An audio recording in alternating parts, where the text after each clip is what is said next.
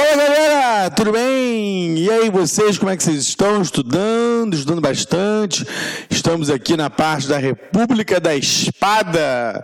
Houve a proclamação da República e agora começa o período da República da Espada. Espada é uma alusão ao Exército, já que os nossos dois primeiros presidentes foram militares, Marechal Deodoro e Marechal Floriano Peixoto, os dois primeiros presidentes da nossa República, e que foram, coincidentemente, além de marechais, alagoanos. Um abraço para a galera de Alagoas, ou das Alagoas, que estão assistindo nossa aula aqui pelo LAC Cursos, não é verdade? Então, República da Espada, Marechal Deodoro, 1889 até 1891, e depois de 1891 a 1894, o Marechal Floriano Peixoto, tá legal? Período conturbado, período com questões interessantes, período com algumas coisas importantes, questões que você deve guardar, e eu citaria 3 ou 4 pontos importantes desse período, que não tem como você não saber. Sabendo isso, faz qualquer questão de prova de história que envolva a República da Espada, que é a política do encilhamento de 1890, que foi uma política econômica feita pelo ministro Rui Barbosa e que foi um fiasco. 1891, a Constituição, a nossa primeira Constituição republicana, um fato importantíssimo, também tem que saber isso. A renúncia do presidente Deodoro da Fonseca e as revoltas da Armada e Federalista no governo Floriano Peixoto. Então, esses 4 pontos, talvez não, certamente, são os que você tem que saber. E é o que eu vou falar. Perfeito? Para sermos do objetivo, a gente não perder tempo com churumelas, tá certo? Falar só de temas importantes realmente. Vamos começar aqui mostrando a foto das figuras, né? Aqui o Marechal Floriano Peixoto e o Marechal Deodoro da Fonseca.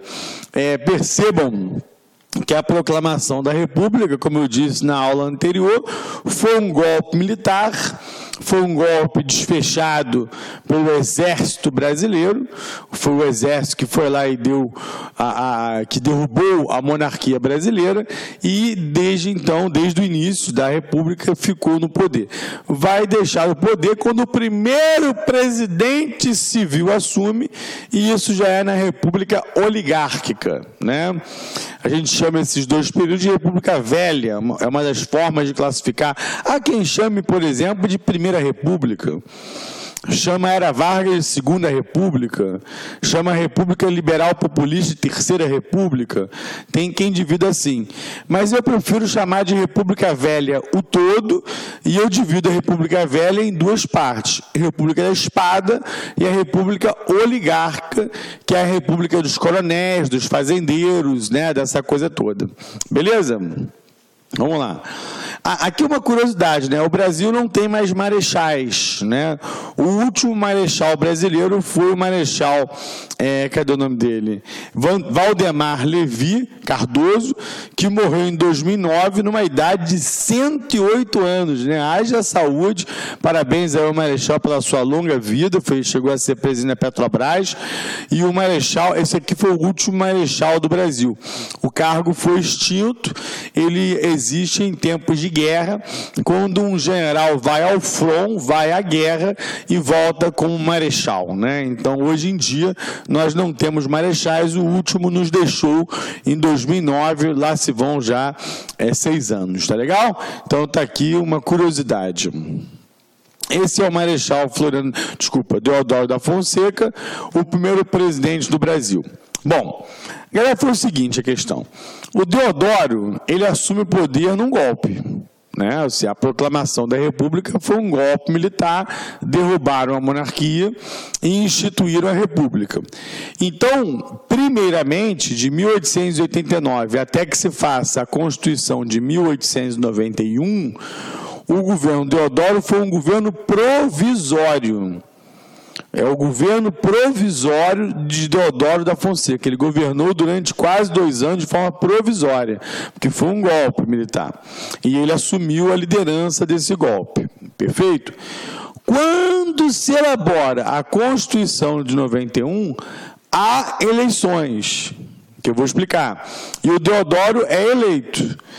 Mas como presidente eleito, ele fica muito pouco tempo.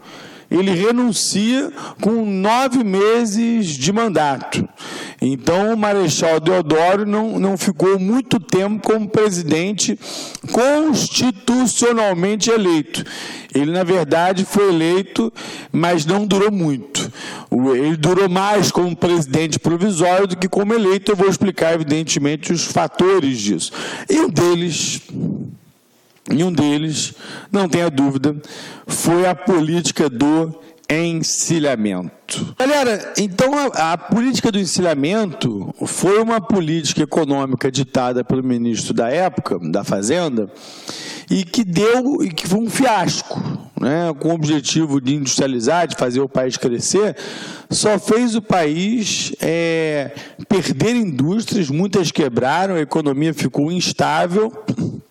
E o Brasil não tinha uma moeda que valia nada, pelo contrário, era papel pintado, já que a política do encilhamento era uma política basicamente emissionista, ou seja, de emissão de moedas, sem que houvesse um lastro para valorizar, para certificar que aquela moeda valia isso, valia aquilo, né? Quando você tem dólares, você tem o real valendo o verdadeiro valor.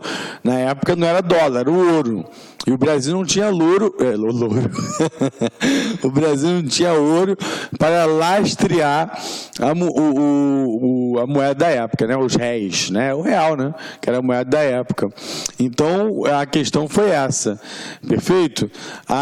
Eu vou mostrar em detalhes a política do encilhamento, mas é só isso, é só para você entender que foi uma política de emissão de moedas sem lastro, o que fez com que a moeda não valesse nada, e uma das consequências mais graves disso foi a inflação, tá legal? Louro é mistura de ouro com lastro, que virou louro, tá legal? Então tá aqui o Marechal Deodoro da Fonseca, né? E aí, mais uma vez, o Marechal Deodoro, líder da Revolução Republicana, e dirigiu o governo provisório. Foi o que eu falei para vocês, né? O governo provisório de 89 a 91. Provisório porque a Constituição em vigor ainda era a Constituição da monarquia, era a Constituição de 1824, o Brasil não tinha ainda uma Constituição republicana, ela vai ser feita em 91 e vai estabelecer eleições diretas, com exceção da primeira. A primeira vai ser indireta e o Deodoro vai ser eleito pelo Congresso. Mas, curiosamente, eu já vou adiantar aqui uma coisa que eu vou falar daqui a pouco, o Deodoro tinha seríssimos problemas com o Congresso, né? O Congresso, que foi formado logo depois da proclamação da República, com o objetivo de criar uma Constituição, não era muito simpático ao Deodoro pelo fiasco econômico que o Brasil vivia. Mas o problema é que a primeira eleição, mesmo sendo indireta e mesmo sendo o Congresso que escolherá o presidente da República, o Congresso ficou acuado, porque o Deodoro pressionou o Congresso de todas as maneiras. E uma das ameaças foi a ameaça de fechamento do Congresso. E como nós víamos de um regime monárquico, onde o imperador tinha esse poder, a cultura política da época ainda não era muito habituada à república. E o Congresso, temeroso, né, desse fato acontecer, preocupado disso acontecer, acaba elegendo o Deodoro da Fonseca. Então, eu já estou até te adiantando aqui o que vai acontecer nas eleições de 1891. A Constituição, que eu vou mostrar para vocês, determinava eleições diretas, né, a partir da próxima, mas a primeira, excepcionalmente, seria indireta. Perfeito? E ainda vou explicar um detalhe das eleições. Eu não aguento, eu sou angustiado, eu vou explicar agora. O presidente você escolhia independentemente da escolha do vice. Era presidente e vice. A escolha era independente. Não era uma escolha casada, né? Não era uma escolha que necessariamente você escolhia o presidente e o vice era automaticamente escolhido também. Você poderia escolher o vice da outra chapa. E o Congresso, que mesmo acuado e pressionado, para mostrar que não era 100% subserviente ao Deodoro da Fonseca, não escolhe o vice dele, escolhe o vice da chapa contrária, que era do Prudente de Moraes, e escolhe o vice Floriano Peixoto, né? Porque a disputa foi entre o Deodoro e o Prudente, e foi escolhido o Deodoro, e o vice foi o da outra chapa. Essa coisa de você escolher presidente e vice separadamente vai ser até as eleições de 1960, que vai ser a última antes da ditadura militar. Depois vai ter todo o período da ditadura militar, e aí quando volta a ter eleições presidenciais, que será em 1989, muda-se a regra e o vice e o presidente são eleitos na mesma chapa. Até que foi escolhido o Collor e o vice era o Itamar Franco. O Itamar não foi escolhido independentemente, tá certo? Bom, eu mudei a ordem. Antes de falar da política do encilhamento, eu trouxe aqui algumas características da Constituição de 1891, né, como, por exemplo, a abolição, o fim das instituições monárquicas. Isso é muito óbvio, é instituído um novo regime, cai a monarquia e se institui a república, né? Então, as instituições monárquicas também caem por terra. Os senadores deixam de ter um cargo vitalício, né, para o resto da vida. O sistema de governo é presidencialista com um mandato de 4 anos. Essa coisa do mandato vai mudar várias vezes, tá? Vai ter mandato de 4 anos, na Terceira República vai ser mandato de 5 anos, e no final da ditadura militar, o último presidente da ditadura, Figueiredo, vai governar 6 anos, né? Porque vai haver uma mudança na regra eleitoral, e ele governa 6 anos, que é o Figueiredo. Agora, o mandato é de 4 anos, mas com uma novidade desde 97, que é o princípio da reeleição. Mas agora, nesse momento, está em discussão uma reforma política, e dentre as características dessa reforma existe o projeto de fim da reeleição e, quem sabe, de um mandato maior, ampliado para 5 ou 6 anos. Tá certo? O México, por exemplo, é um mandato de 6 anos sem reeleição, né? Cada país tem uma regra. O nosso é um mandato de 4 anos com direito a uma reeleição, isso desde o Fernando Henrique. O presidente da República passou a ser o chefe do Poder Executivo, as eleições passam a ser pelo voto direto, mas continua a ser descoberto, não secreto, ou seja, o voto era aberto, né?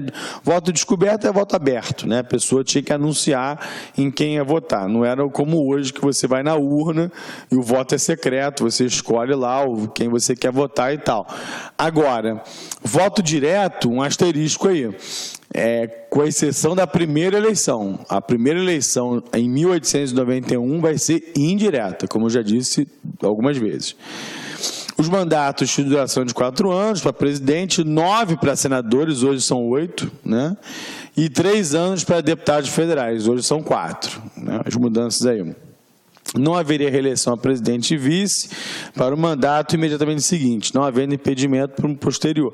É o seguinte, aconteceu num caso, você não tinha reeleição seguida, o cara foi presidente e é reeleito seguidamente, mas você podia ser presidente, sair, né, entrar um outro, e depois você se candidatar de novo e ganhar as eleições, quem sabe. Aconteceu com um caso só nesse período da República Velha, que foi o Rodrigues Alves, que foi eleito presidente da República em 1902, governou até 1906, aí disputou as eleições de 17, ganhou, mas morreu de gripe espanhola. Não chegou a tomar posse, porque morreu antes da posse, tá? Então isso era possível.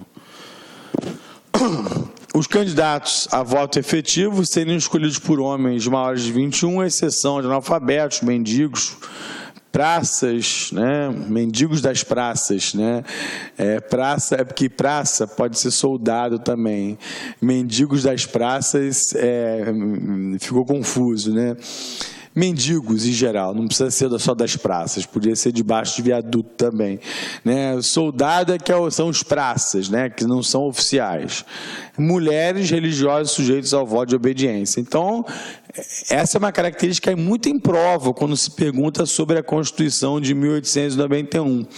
Ela era democrática com relação ao voto? Não, não era. Representava, ela foi um avanço no que diz respeito ao fim do voto censitário. Isso é verdade. Lembra do voto censitário? Não existe mais, mas em compensação o voto era muito limitado. Soldados, religiosos, né? Mulheres, analfabetos não podiam votar, né? Pessoas sem domicílio certo não podiam votar. Então as limitações eram grandes, né? Era uma democracia muito limitada, não tenha dúvida.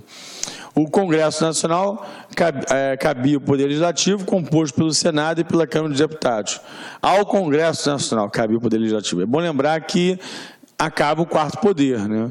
Voltamos à divisão clássica do Barão de Montesquieu, dos três poderes, legislativo, executivo e judiciário, sendo que o legislativo foi dividido no chamado sistema bicameral. Duas câmaras de decisão, a Câmara dos Deputados e o Senado. A Câmara dos Deputados representando o cidadão, o eleitor, e o Senado representando cada estado da federação, né? Então é isso. O nome do Brasil na época era Estados Unidos do Brasil, tá? Não é como é hoje, que é República Federativa do Brasil.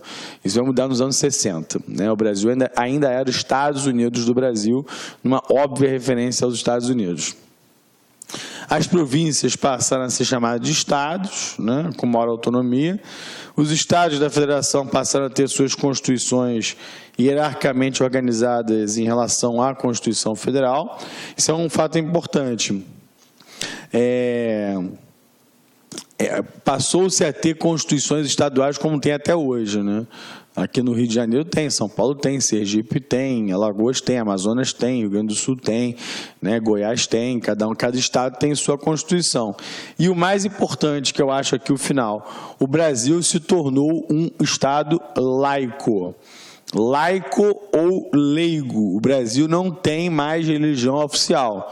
Na época da monarquia, o Brasil era oficialmente católico. Até hoje, o Brasil é um estado laico. Isso não quer dizer que questões religiosas não interfiram na nossa política, no dia a dia, nos debates sobre os temas mais importantes da República. Na minha opinião, não deveria se intrometer, mas nós temos essas intervenções, né? Mas, de qualquer maneira, o Estado brasileiro não tem religião oficial. É um Estado oficialmente laico.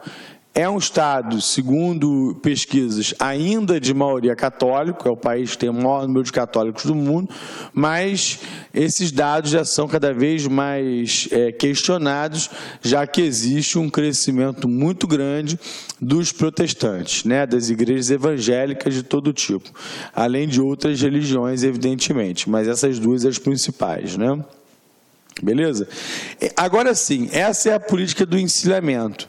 Esse foi o ministro da Fazenda na época, o ministro Rui Barbosa, né, uma figura importante que introduziu no direito brasileiro o habeas corpus, foi um jurista famosíssimo, foi candidato à presidência da República e perdeu, né, foi a eleição de que ano? Foi a eleição de 1900 e esqueci.